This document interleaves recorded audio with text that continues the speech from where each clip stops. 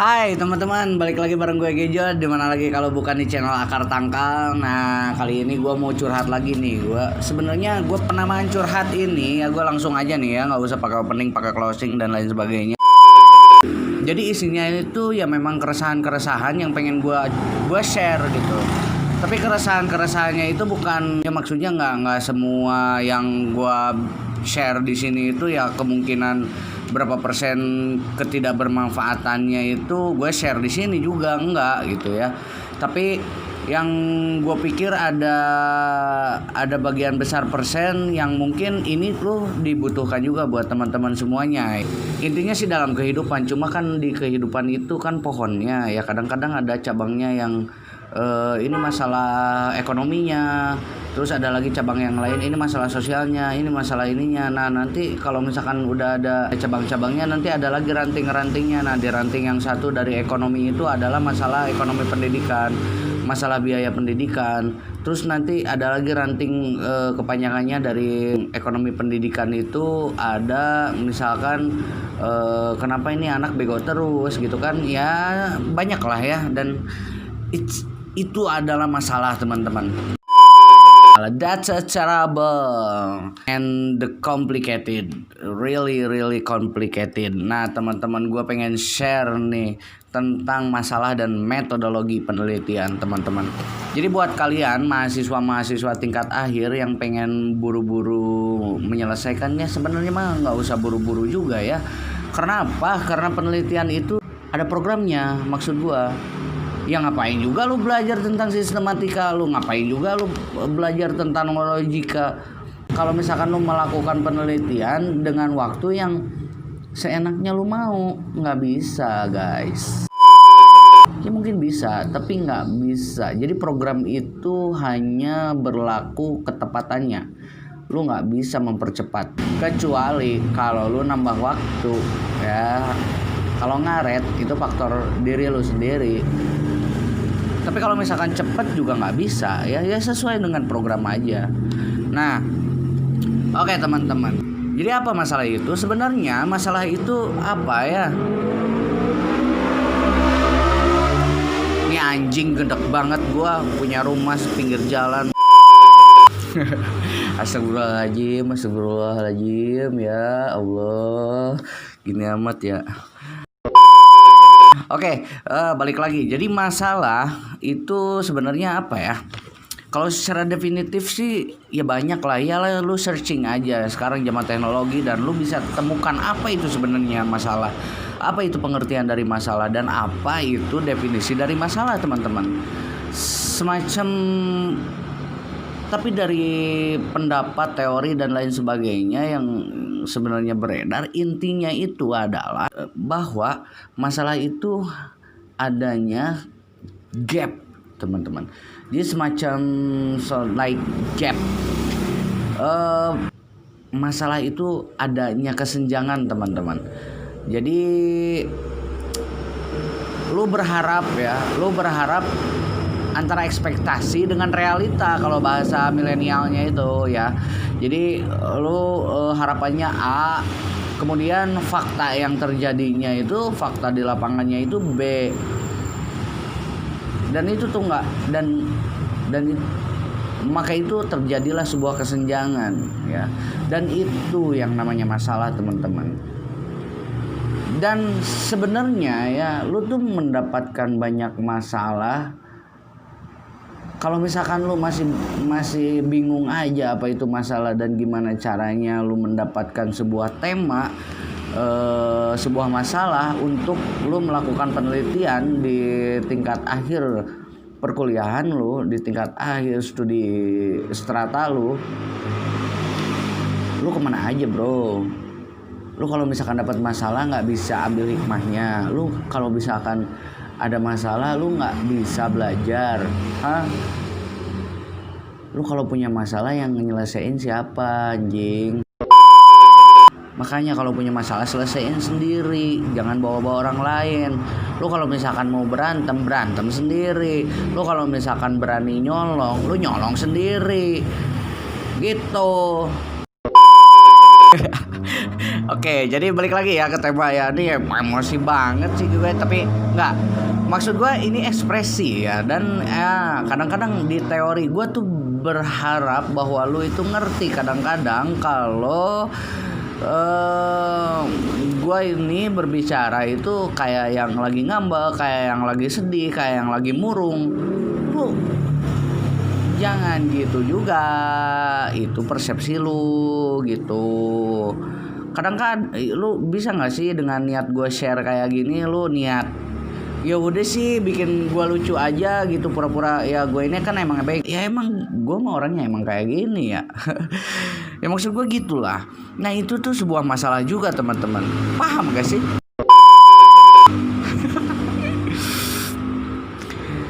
Nih ya, gue kasih contoh dari satu masalah. Misalkan di bidang pendidikan ya, lu dari SD, SMP, SMA sampai lu strata 1 ya, dan kadang-kadang di tingkat analisa ya, harusnya itu kan di tesis itu lebih ke pendalaman analisis ya, kemudian disertasi juga ya. Yang mau calon-calon dokter juga kadang-kadang anjing penelitiannya itu dikerjain sama orang. Lu mau kemana sih? Lu nyari apa? Lu mau nyari ilmu atau mau nyari apa? Lu kalau mau nyari gelar, mau cari jabatan, lu beli aja, lu bikin sendiri, lu belajar ke percetakan. Nah, jadi gitu ya. Dan ketika lu belajar tuh dari SD sampai tingkat strata ya, mau 1, 2, 3 ya, lu nggak tahu apa itu yang namanya masalah. Kan masalah, men. Itu tuh masalah. Nah, sekarang karena terjadi permasalahan seperti itu, maka dilakukanlah penelitian. Ketika ada masalah, lu lakukan penyelidikan, lu teliti. Kenapa hal ini bisa terjadi? Nah, mindset dan logika-logika lu itu seharusnya udah ada di cara berpikir deduksi dan induksi atau induksi gitu ya. Lu mau ngerucut kayak mau menyebar kayak mau segitiga terbalik, terpisah, terpotong, bodo amat ya. Nah, itu jadi lu tuh berpikirnya itu harus dikemas dengan kemasan metodologi penelitian kalau bahasa pendidikannya. Jadi apa itu metode atau metodologi penelitian? Jadi metodologi penelitian itu semacam pisau, guys. Pisau. Lu misalkan punya roti nih, lu lagi berempat nih ya. Lu lagi nongkrong di kedai, misalkan di kedai akar tangka, dan ada seseorang yang bawa rotinya panjang banget ya, panjang banget ya, kira-kira sekitar segini lah. Nah, metodologi itu adalah pisau, guys. Kira-kira gue mau nanya nih, kalau misalkan lu punya roti sepanjang ini, lu harus bagi berapa untuk keempat orang temen lu itu, termasuk lu, kebagian secara rata ya. Belum tentu adil, tapi secara merata ya. Jadi misalkan nih roti panjang nih. Nah, metodologi penelitian itu adalah sebuah pisau untuk bagaimana lu memotong roti itu menjadi berapa bagian. Nah, proses yang harus lu pikirkan, dengan apa gua harus memotong ya. Di metodologi penelitian itu banyak metode penelitian ya, ada kualitatif, ada kuantitatif, ada kebijakan, ada evaluasi, ada macam-macam ya, ada action research, ada pengembangan model dan lain sebagainya. Pokoknya lu harus pakai. Ketika lu dapat masalah, ketika lu dapat roti panjang ini, lu mau potong pakai apa? Lu mau jadiin, ini kan masalah ya, gimana caranya gue potong gitu. Nah, lu gunakan cara berpikir lu identifikasi masalah lu. Nah, proses identifikasi masalah apa aja nih kira-kira yang mungkin nyerepet gitu, yang sangat-sangat kemungkinan yang logikanya itu sangat mendekati dengan permasalahan yang akan lu bedah misalkan ya. Lu identifikasi. Nah, itu proses berpikir lu itu. Setelah itu lu harus rumuskan ya masalahnya. Jadi ketika lu misalkan ingin membagi roti ini 4 bagian dan lu menggunakan metodologi, misalkan ambil contoh, kalau misalkan gue nih gue kasih contoh, misalkan terminologinya itu seperti ini. Kalau misalkan pisau itu untuk metodologi action research. Kalau misalkan gergaji itu metodologinya untuk pengembangan model R&D ya. Terus kalau misalkan pakai cutter itu untuk metodologinya untuk apalagi PTK atau apalah ya. Mau tanya nih, misalkan ini roti panjang, lu harus potong menjadi 4 bagian, lu harus berapa kali potong? 3 kali kan? 1 kling, 2 kling, 3 kling gitu kan, jadi 4 deh rata. Nah, lu udah punya tuh logika atau lu punya nalar, lu punya referensi. Nah, kalau misalkan lu udah tahu bahwa untuk membagi roti menjadi 4 bagian itu lu memerlukan pisau dan membelah roti itu 3 kali. Sekarang bagaimana caranya lu memastikan bahwa keempat potong roti itu rata? Maka lu membutuhkan instrumen. Apa itu instrumen? Instrumen itu alat, guys. Alat untuk memastikan kalau lu memotong roti itu membaginya secara rata. Nih misalkan nih roti nih yang tadi nih lu belah nih, lu udah punya metodologi. Lu mau belah ini jadi 4 bagian, lu logika lu udah jalan tuh ya. Lu mau belah jadi 4, berarti lu 3 kali membelah.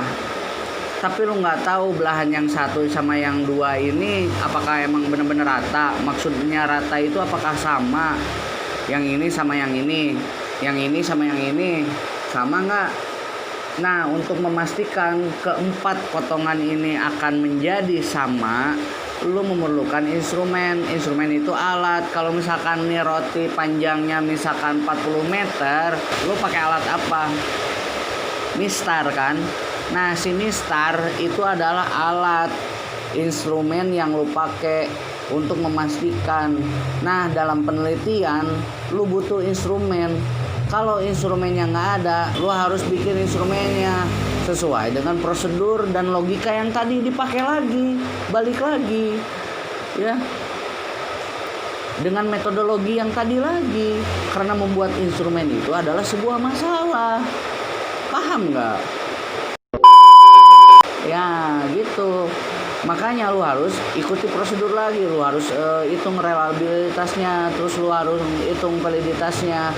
Nah, setelah itu lu baru bisa memastikan bahwa hal itu menjadi sebuah instrumen. Lu memerlukan wawasan untuk menjalankan logika lu. Makanya lu ditempa dari semester.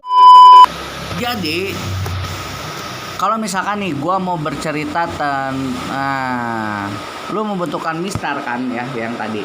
Jadi lu butuh instrumen. Jadi dalam penelitian itu hal yang paling penting itu adalah otak lu. Yang pertama, lu harus punya metodologi. Lu harus mengerti apa itu metodologi. Lu kalau misalkan gak punya pisau, lu mau ngapain?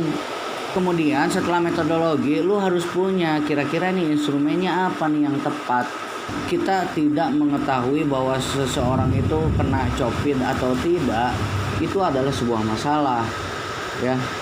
Nah, dan untuk mengetahuinya itu lu perlu alat, lu perlu instrumen. Nah, instrumennya itu valid, reliable, apa kagak. Nah, itu butuh penelitian lagi, kayak gitu.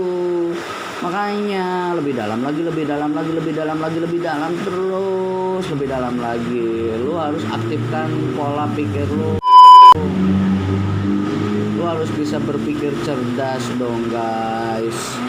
Apalagi sekarang nih gara-gara Shopee, dia mahasiswa jadi susah kuliah. Kalau online kadang-kadang absen susah ya pokoknya. Kemudian sekarang ini harus skripsi. Gimana sih?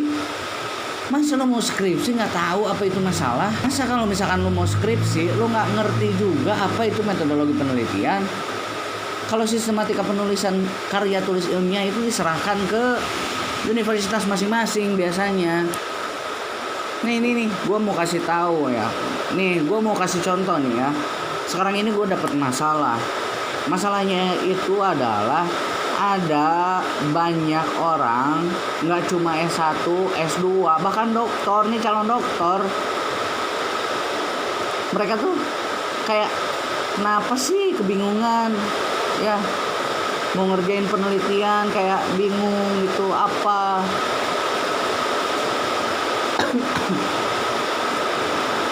Kita nggak bahas masalah birokrasi ya. Birokrasi di wilayah ilmiah kita juga udah nggak ilmiah guys. Ini tuh udah kacau banget, pendidikan di kita itu udah kacau banget anjing ya. Pokoknya kita nggak bakalan bahas masalah itu.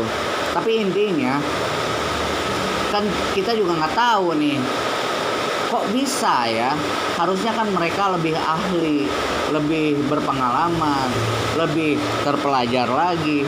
Tapi kok bisa ya, nggak ngerti ya.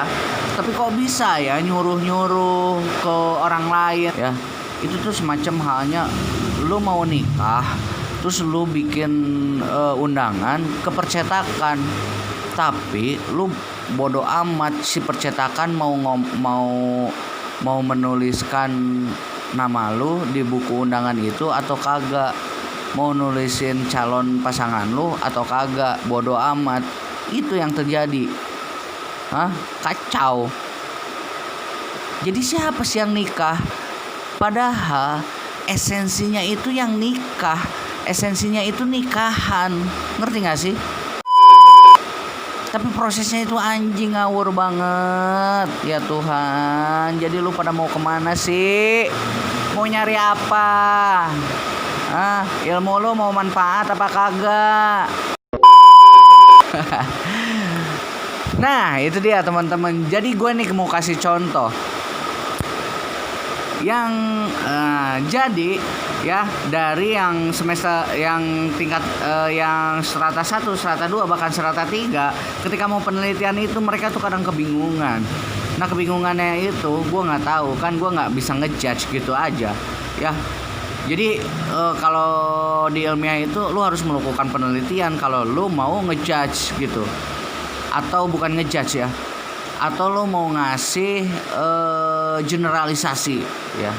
Lo ingin mempersepsikan puncak persepsi paling sempurna yang ada di otak lo. Nah itu harus melakukan penelitian guys.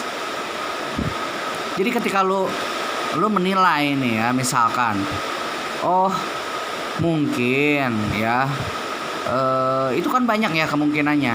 Maka gue mengidentifikasi kesulitan melaksanakan tugas akhir pada strata 1, strata 2, dan strata 3 itu gara-gara apa kira-kira? Apakah gara-gara mereka memang tidak memiliki motivasi yang kurang? Apakah mereka itu tidak memiliki uang yang cukup membeli kertas HPS, atau beli printer, beli tinta, atau laptopnya rusak kegiles terus mampus aja deh lu sekalian, atau apa? Nah kalau misalkan kita ambil contoh motivasi, berarti ini pengaruh apa nih? Apa yang mempengaruhi? Kita ambil contoh motivasi. Nah di motivasi juga kan, motivasi itu dibagi lagi menjadi dua, ada motivasi intrinsik dan motivasi ekstrinsik ya. Motivasi dalam diri dan motivasi dari luar. Misalkan lu disuruh, lu punya motif, lu melakukan sesuatu, tapi lu disuruh basicnya anjing. Nah beda dengan misalkan lu ingin melakukan sesuatu dan itu atas kehendak hati lu, beda ya, seperti itu. Maka dari semua yang gua identifikasi itu, jadilah sebuah judul, guys. Nah, ketika gue udah dapat masalah itu, gue identifikasi, maka gue harus menentukan judul. Nah, gue ambil nih satu contoh lagi, bahwa dari sekian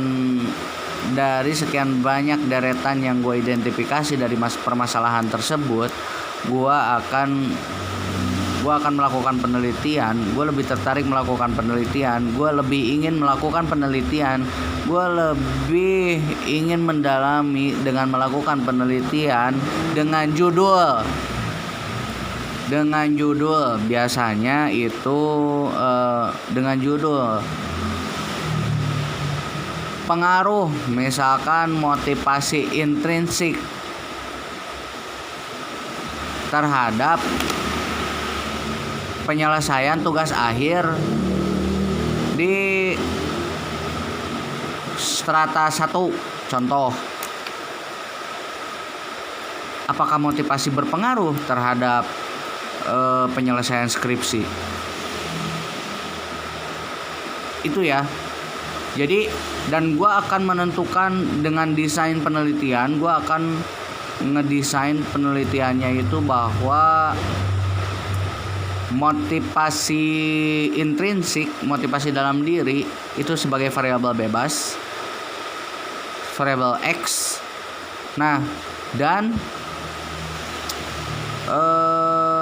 penyelesaian skripsi itu menjadi variabel terikat ya, atau Y. Jadi gua akan desain satu arah. Ini satu variabel, ini X ke Y. Itu satu variabel. Maka di bawahnya itu gue akan berhipotesis bahwa motivasi ini berpengaruh sebenarnya terhadap ketuntasan belajar, penyelesaian skripsi. Tapi gue nggak bisa menyatakan itu tanpa melakukan penelitian. Maka dari itu gue melakukan penelitian ini.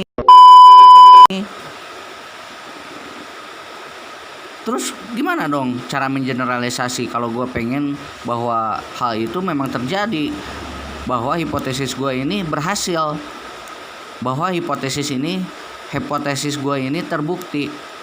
Ya maka lu harus melakukan penelitian. Nanti di bab 5 itu biasanya lu generalisasi tuh hasil penelitian lu. Di bab 4 lu olah dulu data. Cara mengolah data, ya tadi itu lu instrumennya pakai apa? Misalkan pengumpulan angket nih, atau lu interview, lu tanya aja nih orang-orang bego sekampus, kenapa sih lu nggak bisa selesai 4 tahun sesuai program? Emang skripsi lu kenapa? Emang lu ada kendala apa dalam mengerjakan skripsi lu? Misalkan kayak gitu lu tanya. Nah, gue ini males. Nah, malesnya itu kenapa? Lu bikin lagi tuh poin-poinnya. Lu males karena memang lu ini emang malesan. Lu males karena memang lu nggak punya duit. Lu males lu karena memang nggak ngerti dengan pelajaran, atau lu males atau gara-gara apa. Nah lu bikin lagi tuh, dan lu tanyakan, lu keliling aja, lu tanya-tanya orang-orang bego yang lulusnya 7-10 tahun di S1 misalkan, atau S2 sampai ada yang dibayarin sama pemerintah tugas belajar tapi mabal, akhirnya harus ngerjain nih buru-buru biar nggak ganti rugi duit beasiswanya. Ya kayak gitu. Dan itu semua tuh masalah, guys. Nah setelah ketika dari sekian banyak interview orang yang lu jadikan sampel, nah lu hitung dah tuh, ini mana orang yang paling banyak, berapa persen orang yang menjawab bahwa mereka itu malas, atau berapa persen yang menjawab bahwa mereka itu nggak punya duit, kesulitan ekonomi misalkan.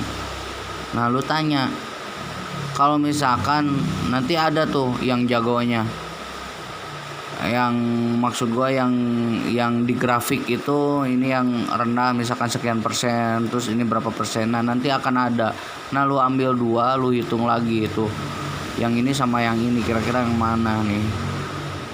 Kalau lu mau melakukan penelitian lanjutan, lu teliti lagi nih yang ini, yang dua lu jagoin lagi. Misalkan lu lakukan penelitian lanjutan dengan judul pengaruh motivasi intrinsik dan motivasi ekstrinsik terhadap penyelesaian studi strata 1 misalkan. Nah, lu bikin lagi tuh dengan desain X1, X2, X1 arah panahnya ke Y, terus yang X2 juga ke Y secara langsung. Nah, lu teliti lagi tuh. Ternyata dari kedua ini mana yang lebih berpengaruh? Ternyata yang lebih berpengaruh itu adalah motivasi intrinsik. Maka lu generalisasikan tuh di bab 5 bahwa dengan dilakukannya pembahasan dan lain sebagainya pengolahan data di bab 4, di bab 5 lu tuliskan bahwa kesimpulan daripada penelitian ini adalah adanya sebuah pengaruh yang cukup hebat dari sebuah motivasi intrinsik, motivasi dalam diri terhadap penyelesaian studi strata 1. Udah clear. Kalau lu udah melakukan penelitian itu dengan benar, kalau misalkan ada orang yang kuliahnya 7 tahun, lu tinggal bilang, lu katain aja, lu males ya? Perbaiki lu motivasi diri lu sendiri. Nah, itu lu bisa ngejudge kayak gitu. Itu. Oke. So, thanks sudah dengerin, dan gue Gijon, semoga bermanfaat. Apapun itu silahkan kalian tuliskan di kolom komentar, mau cacian, makian, cibiran, bulian, dan anything, I don't care. So, sekali lagi gue Gijon, gue mohon pamit, dan apabila ada hal-hal yang tidak mengenakan mohon dimaafkan, dan see you the next video, curhatan lainnya. Semoga bermanfaat sekali lagi, dan bye bye.